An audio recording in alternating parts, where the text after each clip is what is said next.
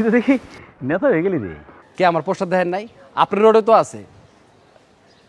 এই এর রোডে পোস্টার লাগাস নাই? না ভাই। আপনার রোড দেখে পোস্টার লাগানি আর আমার। পলিটিক্স শুরু করছিস ভালো, কিন্তু এসব ছোটোখাটো পদে কি করবি? মানুষ ছোট থেকে বড় হয় মামা। আপনার কথা চিন্তা করেন, আপনি কি আছিলেন আগে? 10 নম্বর পাশের হেল্পার আছিলেন, এখন হচ্ছেন কমিশনার। হ্যাঁ, কথাটা খারাপ কস নাই, ভালোই কইছস। বড় হইতে ছোট থেকে বড় হইতে হয়। আচ্ছা, তুই তো ড্রাইভিং শিখছিলি না? হ মামা, আমি তো ড্রাইভিং পারি। বাহ, খুব ভালো। সামনের মাসে আমি একটা প্রাডো কিনতেছি। আমার একটা বিশ্বস্ত ড্রাইভার দরকার। তোমার গাড়িটা চালা, আমার সাথে থাকলে অ্যাসিস্ট্যান্ট হিসেবে আর কি, টুকটাক পলিটিক্সও করলি। আরে বেতন টেতন নিয়ে চিন্তা করিস না, আমি আছি না। তুই তো আমাদের ভাই বেড়াদেরই, টাকা বাড়াই দিমু। মামা আমি ভাবতাছি সামনের মাসে না পারলেও সামনের বছর নিজে একটা গাড়ি কিনুম। আর আপনার ড্রাইভার লাগবো তো, ওইটা আমি ব্যবস্থা করে দিতেছি।